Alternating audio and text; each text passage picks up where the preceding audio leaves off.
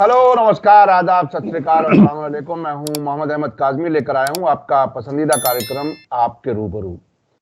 इस वक्त दुनिया भर में एक ही खबर है जो गर्दिश कर रही है कि आखिर ईरान ने इजराइल पर सीधे हमला कर ही दिया। ये इजराइल की और ईरान की तारीख में ये पहला वाकया है जब ईरान ने बराह रास्त डायरेक्ट तरीके से अपनी टेरिटरी से इजराइल के खिलाफ हमला किया है। इसके साथ साथ और भी कुछ खबरें साथ साथ आ रही हैं। उसमें यह कि जो बाइडन ने कह दिया कि जवाबी अगर हमला इजराइल ने किया तो वो इजराइल का साथ नहीं देगा।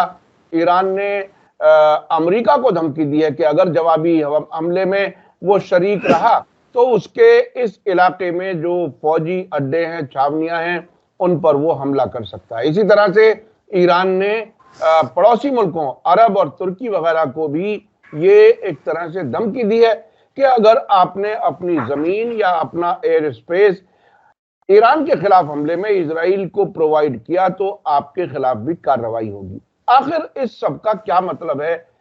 ये इतना बड़ा वाकया है समझने के लिए ऐसे वक्त में जबकि दुनिया ये कह रही है कि अमेरिका का हेजेमोन जो दादागिरी थी वो खत्म हो रही है और ताकत का जो मरकज है वो वेस्ट से हट करके ईस्ट की तरफ बढ़ रहा है। इस सब पर बात करने के लिए मेरे साथ खास मेहमान हैं जॉन दयाल साहब, सीनियर जर्नलिस्ट, और कई जंगें कवर की हैं, उस इलाके को बहुत नजदीक से जानते हैं। अब से पहले भी आपने उनकी कई वीडियो देखी हमारे चैनल पर भी और दूसरे चैनल्स पर भी। जॉन दयाल साहब, वेलकम है आपका। मीडिया स्टार वर्ल्ड को आप वक्त दे देते हैं, उसके लिए बहुत बहुत शुक्रिया। आप ये बताइए कि जब आपको इस हमले की खबर पहली बार मिली तो आपका पहला क्या रिएक्शन था, क्या कुछ है, आप कैसे देख रहे हैं इसको? पहली बात तो शुक्रिया। मेरा पहला रिएक्शन एक हिंदुस्तानी होने के जरिए, हिंदुस्तान में इलेक्शंस हो रहे हैं उसकी वजह से मेरा पहला रिएक्शन था कि प्रधानमंत्री श्री नरेंद्र मोदी का क्या रिएक्शन होगा, क्योंकि वहां पे दो चीजें हो चुकी हैं जिनसे हिंदुस्तान का बहुत नजदीकी ताल्लुकात है, जिसको हमको नजरअंदाज नहीं करना चाहिए। एक तो है कि एक पोर्चुगीज जहाज पर ईरानी उतरे, कब्जा किया और 20 के आसपास लोगों को बंदी बना लिया है, जिसमें से काफी हद तक हिंदुस्तानी हैं, उनमें से काफी हद तक हिंदू हैं, कुछ ईसाई भी हैं। एक तो यह है। दूसरा था कि इसी हफ्ते कई लोग इजराइल गए थे नौकरी करने और उसके बावजूद इसके के लोग कहते मत जाओ, अब वो फंसे हुए हैं वहां पर। दोनों में नरेंद्र मोदी सरकार के ऊपर बड़ा जोर का प्रेशर आएगा कि आप कुछ बोलिए और कैसे भी हो इन फंसे हुए लोगों को हिंदुस्तान वापस लाइए। वो इलेक्शन के दिनों में नरेंद्र मोदी की फॉरेन पॉलिसी, उनके जो जवाब है, उनके भाषा के ऊपर क्या असर होता है, ये अगले 1-2 दिन में देखेंगे।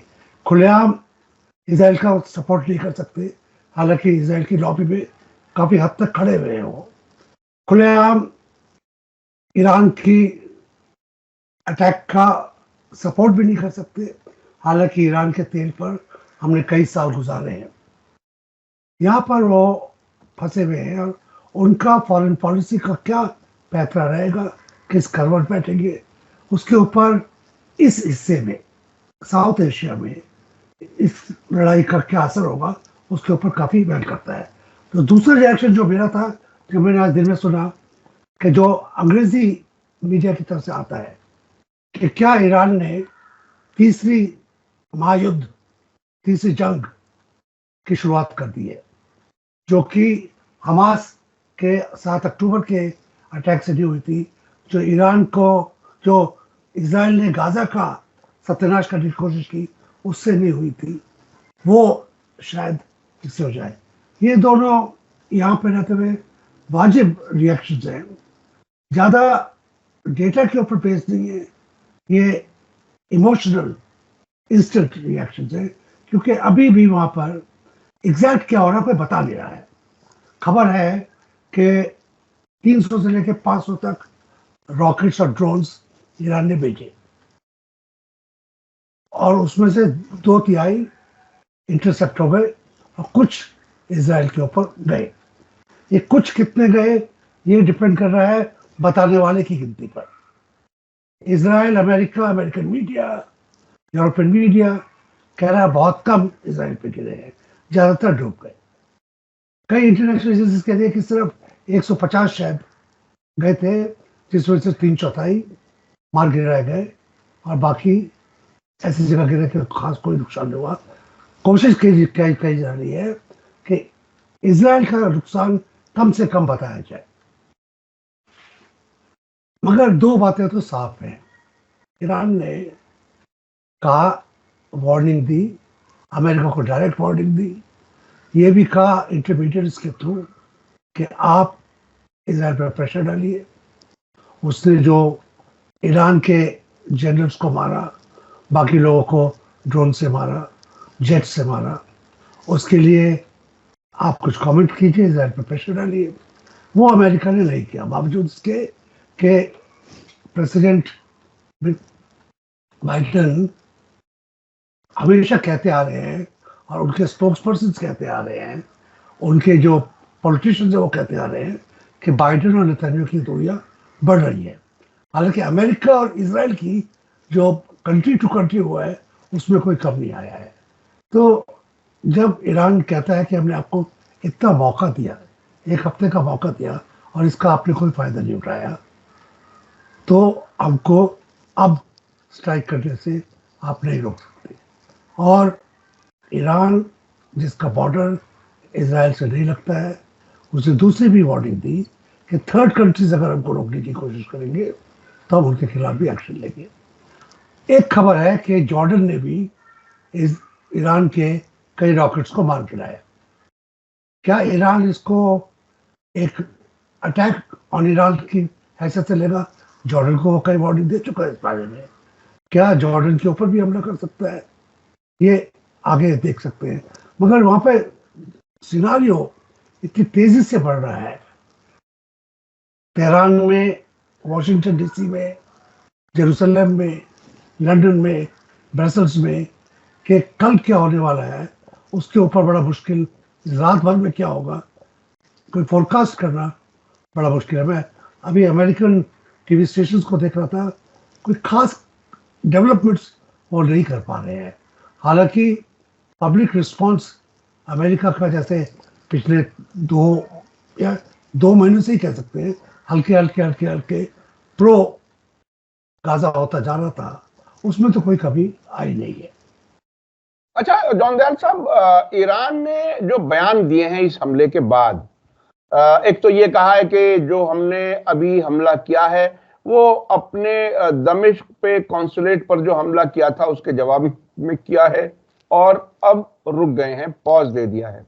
एक तो ये कहा है, साथ साथ उसने ये कहा कि 1 तारीख से अब तक, आज 14 तारीख है, 13 दिन हुए, इसमें ना तो यूनाइटेड नेशन सिक्योरिटी काउंसिल, ना ही अमेरिका या दूसरे मुल्कों ने उसको कंडम नहीं किया इजराइल के हमले को। और ऐसी हालत में जब मुकम्मल खामोशी और कोई कंडमनेशन नहीं, तो हमें ये जवाबी हमला करना ही था।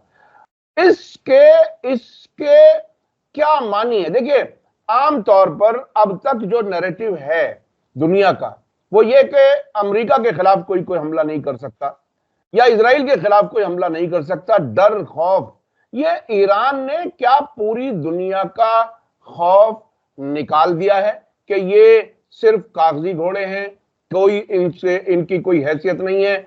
हमास के एक लड़ाके जो हैं वो इन सारी ताकतों को पानी पिला रखा है, तकरीबन जंग की हालत में देखा जाए। वो बेगुनाह लोगों को मार के चले जाते हैं, वो एक अलग चीज है। लेकिन क्या ये दुनिया का पूरी तरह से नैरेटिव बदल रहा है? क्या है, ईरान ने इतना बड़ा कदम जो उठाया उसने भी सोचा होगा कि हमारे खिलाफ भी बहुत कुछ हो सकता है।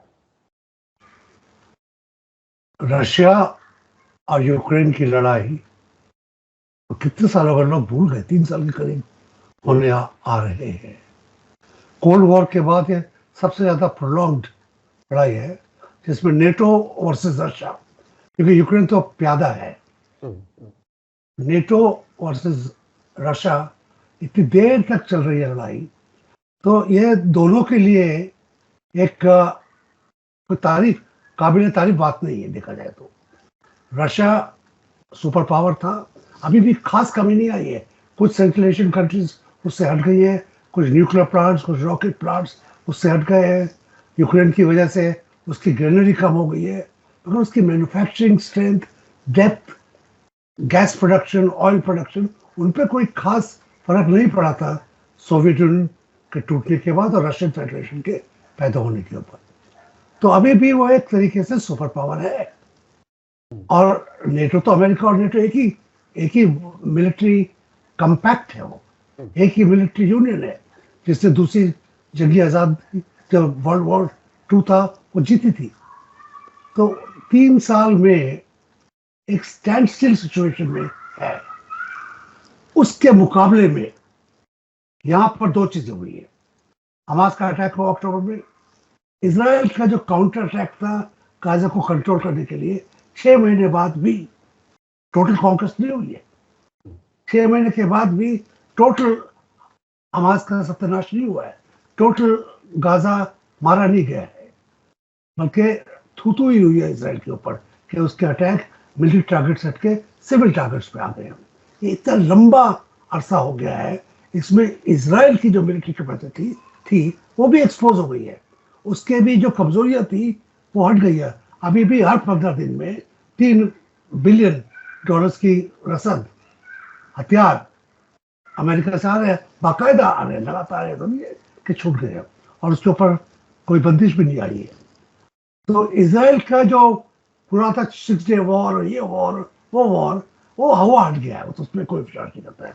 उसके मुकाबले में ईरान, क्योंकि इतने लंबे अरसे से न्यूक्लियर इंस्पेक्शंस, ये इंस्पेक्शन, वो इंस्पेक्शन, ये अमेरिका की इसके ऊपर रोक, यहाँ पे स्टॉप करना, यहाँ पे बंद करना, यहाँ पे इसका एक्सपोर्ट्स बंद करना, ये सैंक्शंस जो चल रहे थे, एक तरीके से पिछले 3 साल में ईरान को दबोचने की बड़ी जोर से कोशिश की गई थी। उसके बावजूद अपने जनरल्स को 2 हिस्सों में, बड़े बड़े जनरल्स को अमेरिका और इजराइल से इतनी दूरी से उसकी टेरिटरी में घुस के उन्होंने अटैक किया, इन्वेजन किया। उसके रहते हुए भी ईरान ने बड़ा कोल्ड ब्लडेड और सर्जिकल, हालांकि यहाँ पे मोदी साहब ने सर्जिकल स्ट्राइक का मतलब एक तरीके से पॉलिटिसाइज कर दिया है, मगर टेक्निकली ये 2 ईरान की जो सर्जिकल स्ट्राइक्स रही है, डिप्लोमेटिक और मिलिट्री, ये काबिल तारीफ है। कोई भी स्टूडेंट ऑफ मिलिट्री हिस्ट्री ये इसको देखेगा कि क्या हो रहा है, क्यों हो रहा है, और डिप्लोमेटिक सर्कल्स में तो इसकी चर्चा ऑलरेडी शुरू हो ही गई है। ईरान आज की तारीख में वेट एंड सी देख सकता है, उसके पास ताकत भी है, मंसूबा भी है, और वेट विदॉल भी है, जिसको कहते हैं डिप्लोमेटिक, कि वो रिएक्शन उसने कर दिया और वो 1 हफ्ता या पॉज कर सकता है कि आप क्या करते हैं, आपकी पहल क्या है। उसका जहां तक मेरा जो दिख रहा है, ईरान की एक कोशिश रही है कि वो गलत कदम उठाने पर दूसरे को मजबूर करे, और अगर ठीक कदम उठाना है तो शांति बनेगी, मगर इसकी तरफ से कोई गलत कदम पहले नहीं उठेगा। तो ये बहुत ही जो आपने बताया कि डिप्लोमेटिक भी और फौजी भी, ये एक तरह से बहुत ही अच्छी और कामयाब पॉलिसी है। अच्छा, जिस तरह से पिछले 6 महीने में, अब 7वां महीना चल रहा है जंग में, पूरी दुनिया के लोगों की ओपिनियन फिलिस्तीन के हक में और इजराइल के खिलाफ है। खुद यूरोप में, अमेरिका में, अरब मुल्कों में जरा खामोशी से बायकॉट की शक्ल में, बाकी जगहों पर दुनिया भर में सड़कों पर नजर आ रही है। ऐसे वक्त में ईरान का इजराइल पर हमला, इसमें क्या अब 33,000 लोगों के मारने के बाद भी क्या इजराइल कोई विक्टिम कार्ड खेल सकेगा डिप्लोमेसी में? क्योंकि मेरे को फारसी नहीं आती है, मैं ज्यादातर अंग्रेजी अखबार इंटरनेशनली पढ़ता हूँ हर रोज, और वहां पर 3 बातें साफ हो गई थी। एक बात तो थी कि जो डेमोन्स्ट्रेशन हो रहे हैं यूरोप में, अमेरिका में, ये मुसलमानों के नहीं हो रहे हैं, मुसलमानों ने और ब्लैक्स ने और सेंट्रल एशिया के जो वहाँ पे लोग हैं, उन्होंने बाइडेन को कहा कि हम आपको वोट नहीं देंगे, और दिखा दिया उन्होंने प्राइवेट न्यूज करके। तो बाइडेन भी सख्ते में है। अलावा उसके यूरोप में भी, लंदन में भी, अमेरिका में भी ईसाई लोग प्रोटेस्ट कर रहे हैं, है ना, वाइट ईसाई, जो कि कह सकते थे कि इजराइल की जो जेब में थे वो प्रोटेस्ट कर रहे हैं। अब इजराइल के पास यहूदियों के अलावा और जो बड़ी फैक्ट्रीज हैं जहाँ पे मिसाइल बनते हैं, हवाई जहाज बनते हैं, टैंक्स बनते हैं, जो मिलिट्री इंडस्ट्रियल कंबाइन कहलाता है, उनके अलावा इजराइल के दोस्त अब अमेरिका में दिख नहीं रहे हैं, आ नहीं रहे हैं, बोल नहीं रहे हैं। ये बहुत अहम बात है। क्या इजराइल के ऊपर इस अटैक से ईरान की छवि कम होगी? मेरा ख्याल है कि उसका कोई उससे फर्क नहीं पड़ता। शायद कुछ बढ़ी जाए कि आखिरकार इजराइल को जवाब देने वाला कोई मिल गया। तीसरी बात है कि क्या नेतन्याहू के ऊपर इसका असर पड़ेगा।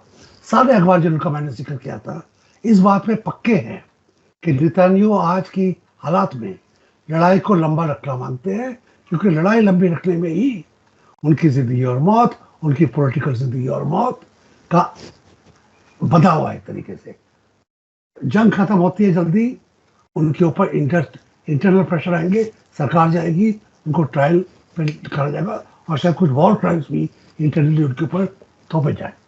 और वो तो अब मान ही गए, आप सभी जान रहे हैं कि वो जंग तो जीतेंगे नहीं, क्योंकि जंग अब उन्होंने एक तरीके से अपनी गलती से दो मुहा कर दी है।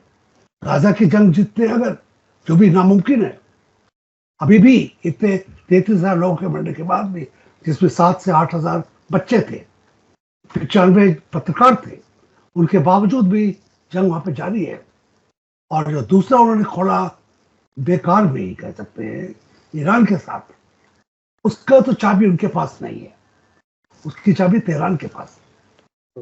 अच्छा, एक चीज और मैं याद दिलाऊं आपको, ये जो ईरान की तरफ से हमला हुआ, वो ऐसे वक्त में हुआ जब 2-3 दिन पहले ही हमास के बड़े लीडर इस्माइल हानिया के 3 बेटे, जवान बेटे, और 4 पोते पोतियां एक हमले में इजराइल में मारे गए।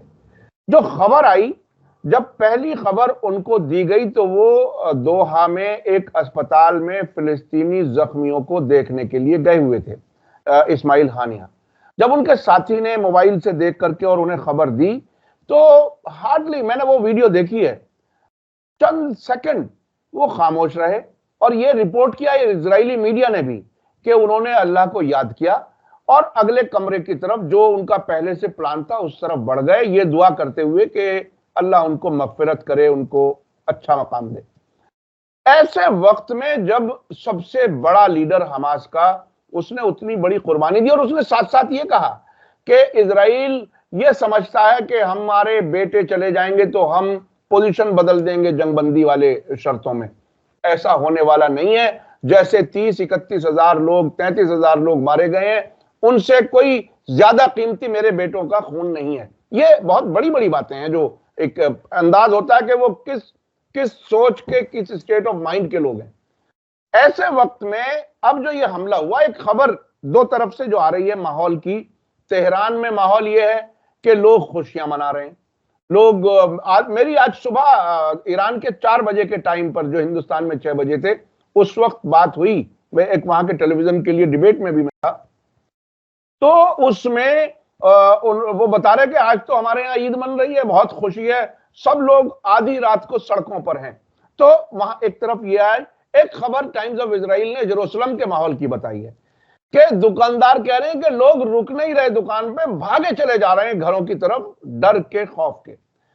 अब इस स्टेट ऑफ माइंड के लीडर्स और पब्लिक, जो ये रिपोर्टों में आ रहा है, ऐसी हालत में आखिर क्या कभी भी, आज नहीं तो 10 साल, 20 साल में भी कभी इजराइल फिलिस्तीन पर अपनी मर्जी से कब्जा और सारे फिलिस्तीनियों को बाहर कभी निकाल सकेगा? यहाँ पर इजराइल ना कह के, अगर जो वहां पे जो पॉलिटिकल फोर्स है, ज़ायनिज्म है, उसकी पॉलिटिक्स के ऊपर, उसकी हिस्ट्री पे जाना पड़ता है। ज़ायनिस्ट भी बदला लेने की ताकत रखते हो ना हो, मगर जरूरत रखते हैं। उन्होंने हिटलर के खिलाफ हॉलोकॉस्ट के खिलाफ 70 साल तक अभी भी ढूंढ रहे हैं उन लोगों को जो उन पर जुल्म किया था, और मार रहे हैं। मगर जिनको मार रहे हैं वो अब अकेले पड़े हुए हैं, उनको मार रहे हैं। अपने से ज़्यादा ताकतवर को मारने के लिए वो उनका गुरिल्ला टैक्टिक्स, उनका जो जो जिस तरीके से शॉक करके करते हैं, वो ताकत कम होती जा रही है उसमें। मगर क्योंकि विज्ञान बढ़ गया है, जो वॉर इंडस्ट्री है उसकी साइंस बहुत बढ़ गई है। अभी दूर से ही, चाहे ईरान हो या इजराइल हो या अमेरिका हो, दूर से ही टारगेटिंग करके अनमैन्ड हवाई जहाजों से, रॉकेट से असैसिनेशन किया जा सकता है। इससे पहले किसी सोल्जर को वहां पे जाना पड़ता था, दूरबीन वाली बंदूक से गोली मारनी पड़ती थी। ये जो डिस्टेंसिंग हो गई है दूर से मारने की, इसमें दो चीजें हो गई हैं। एक तो ये हो गया है कि ये जो पुराना पैटर्न था, फोकसिंग था, अब ये मैकेनिकल हो गया है। और जब सोल्जर्स भी, जनरल भी, अब ये कंप्यूटर गेम बना दिया है इन्होंने इसको, एक तरीके देखा जाए खून खराबा। ये जो मिलिट्री माइंड है, जो देश को, पीपल को एक नजर से देखता है, जो किसी जनरल की पर्सनल प्रॉपर्टी के ऊपर या उसकी पर्सनल जान से बंधा हुआ नहीं होता है। ऐसा नहीं है कि किसी मिनिस्टर को कैद कर लिया तो सब हाथ पैर डाल देंगे मिनिस्टर की जान बचाने के लिए। जब ऐसे उसमें इसको हिंदी में वैराग्य कह सकते हैं एक तरीके से, कि ये किसी खास जनरल की, किसी खास पॉलिटिशियन की या सुप्रीम हेड की भी पर्सनल इन्वॉल्वमेंट की बात नहीं है। ये जो भी मर रहा है उन्हीं का बेटा मर रहा है, उन्हीं की बेटी मर रही है, तो वो ये ना कहेंगे कि मेरा बेटा मेरे को ज्यादा प्रेशस है। तो इब्राहिमिक यहूदियों को भी याद रखना चाहिए कि इब्राहिमिक ट्रेडिशन के खिलाफ है ये बात। इब्राहिम तो अपने बेटे को खुदा के कहने पे कम सेक्रीफाइस करने के चले थे। तो यहाँ पर ये सोचना कि आपने जनरल मार दिया या जनरल के बेटों को मार दिया और आप ईरान को कंट्रोल कर लेंगे, ये तो बहुत बचपने वाली बात हो जाती है। ये जरूर कर सकते थे, आपके जनरल्स को मारते हैं तो कुछ सोल्जर्स का थोड़ा दिन के लिए मोराल शायद कम हो जाए, और गुस्सा भी बढ़ जाता है। ये बहुत वॉर में जनरल्स को मार के, कप्तान को मार के खास किसी को फर्क पड़ा नहीं है, वर्ल्ड वॉर 2 से ही। अच्छा अच्छा, अब आप कैसा देख रहे हैं ये जंग, इस वाकये के बाद में क्या कहीं कुछ रुकने का रास्ता बनेगा? चूंकि इजराइल भी और हमास भी वो अपनी अपनी शर्तों पर अड़े हुए हैं, और अब ऐसे बयान आ रहे हैं अमेरिका के और इजराइल की तरफ से भी कि बॉल हमास के पाले में है, और वो अगर आज फैसला कर ले तो आज जंगबंदी हो जाए। लेकिन हमास अपनी उन शर्तों से पीछे नहीं हट रहा। मुकम्मल इजराइल की वहां से वापसी, गाजा से, गाजा के जो नॉर्थ से साउथ भेजे गए थे लोग, उनको अपने घरों पे वापसी और रिकंस्ट्रक्शन, और रास्ते पूरी तरह से खुले, मदद का सामान सब पहुंचे, उसके लिए इजराइल तैयार नजर नहीं आ रहा है। आपको क्या लगता है इस पोजीशन में ये दोनों कब तक रह पाएंगे? मैं आपको एक एनालिसिस देता हूं, उसको आप ध्यान से उसके बारे में आप बताइए कैसा है। अभी तक, जब तक कि इजराइल ने ईरानी जनरल को नहीं मारा और ईरानी जनरल के बच्चों को नहीं मारा, ये लड़ाई बायलैटरल थी, हमास और इजराइल के बीच में थी। हूती कुछ कर रहे थे कहीं पे, कोई और कुछ कर रहा था, बड़ा सेकेंडरी बात थी। मेरी लड़ाई इनकी बात है। ईरान के आप पिछले 10 दिन में आने के बाद ट्रायंगुलर हो गया सारा कुछ, और इसमें ये कहना कि सिर्फ इजराइल या हमास के पास नहीं है। अब आज अगर मैं कहता हूं कि आज सब कुछ अमेरिका के हाथ में है, वो आज भी अगर चाहे कह सकते हैं इजराइल से कि तुम थर्ड वर्ल्ड वॉर के चिंगारी कर फूक रहे हो, बंद करो। तो ये जो ट्रायंगुलर बात एक तरीके से बनी है, आग को बुझाने के लिए आग को कई बार थोड़ा सा बढ़ाना भी पड़ता है, काउंटर आग लगाई जाती है जंगलों में जब आग लगती है। ईरान ने मिलिट्री एक्टिविटी के साथ ये बता दिया है कि यहाँ पर अब आपको सिर्फ हमास से बहस करने की बात नहीं है, आपको पीस डिस्कस करनी पड़ेगी, कंसोलिडेटेड, जिसमें हम भी शामिल होंगे। आखिर अभी ईरान हमास का हमदर्द है, मगर लड़ाई में डायरेक्टली भी इसराइल के खिलाफ आया हुआ है। यहाँ पर ट्रायंगुलर बात चल रही है और इसमें यूरोप और अमेरिका साथ में दोनों इसराइल के साथ ही है, तो उन तीनों को मिला के इसराइल मान सकते हैं। और ईरान एक शक्ति अपने आप में बन के आया है। इससे मेरा, अगर आप, ये बड़ा अजीब सा लगता है कहना कि शायद ये ट्रायंगुलेशन होने के बाद पीस की जो उम्मीद है ज्यादा बढ़ गई है मेरे हिसाब से। ये अजीब सा लगता है कि आग भड़क रही है और आप कह रहे हैं कि शायद इससे शांति की ओर ज्यादा तेजी से बढ़ा जाएगा। मेरा ऐसे ही ख्याल है। ये अच्छा, भारत के बारे में आपने वैसे शुरू में जिक्र किया, ये जो जहाज जिसका आपने जिक्र किया उसमें 25 में से क्रू मेंबर्स में से 17 भारतीय थे और इसके मालिक जो हैं वो इजराइल के कोई बहुत बड़े कारोबारी हैं। उसका उन्होंने रोका और उससे पहले उन्होंने ये धमकी भी दी थी कि यूएई में जो इजराइल है वो सिर्फ कारोबार के लिए नहीं आया है, वो हमारे लिए खतरा है। ईरान ने ये बात कही थी और स्ट्रेट ऑफ हॉर्मुज को भी बंद करने की धमकी दी थी। तो अभी स्ट्रेट ऑफ हॉर्मुज और बाबल मंदब वो जो रेड सी अरब सागर को हिंद महासागर से जोड़ता है और स्ट्रेट ऑफ हॉर्मुज वो जो ओमान और ईरान के बीच से 40 किलोमीटर का रास्ता है चौड़ा। ये अगर दोनों रास्ते ईरान या ईरान के नजरिए वाले लोगों के हाथ में हों तो और जंग बढ़ जाए तो दुनिया कहां जाएगी, कहां तक महंगाई होगी, क्या क्या होगा। ये तो बड़ा खतरनाक मामला, हालात बन रहे हैं। ये तो शाह के तख्त उलटने के बाद से सब कोई जानता है कि ये जो इलाका है और इसके जो समुद्री आउटलेट्स हैं ये रेवोल्यूशनरी गार्ड्स के रेंज में है, उसकी रेंज से बाहर नहीं है। और उसकी वो ये सारी जो लड़ाइयाँ वहाँ पे हुई, इराक की, अमेरिका इराक की, सीरिया की, आईएसआईएस की, उसमें ओवरऑल यहाँ पर साया ईरानियन एयरफोर्स का रहता है, उसके रॉकेट्स का रहता है, उसके ये जो रडार सिस्टम्स हैं उसका रहता है। तो पार्ट ऑफ उसका जियो स्ट्रैटेजिक रेंज में हमेशा से थे पहले से ही। और इसी वजह से 7th फ्लीट इस इलाके में घूमती रहती है, अरेबियन सी में, इंडियन ओशन में, बे ऑफ बंगाल में, पिछले 50 साल से बल्कि।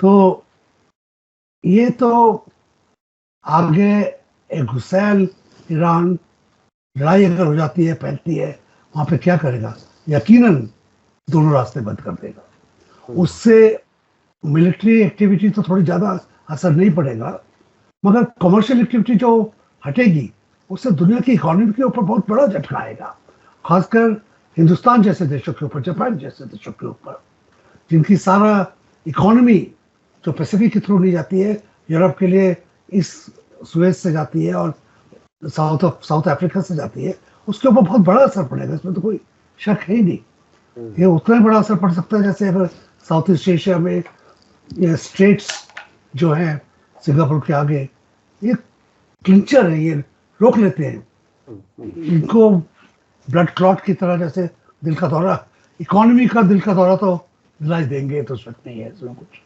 जी जी जी, बहुत बहुत शुक्रिया जॉन दयाल साहब। आपने कहा कि जंग ट्रायंगुलर होने के बाद जंग के रुकने के इम्कान हैं, और आपने ये भी बताया कि अगर बाबुल मंदब की तरह से स्ट्रेट ऑफ हॉर्मुज पर ईरान कब्जा कर लेता है या उस रास्ते को बंद करता है तो दुनिया के एक तरह से हार्ट अटैक वाली जैसी हालत होगी।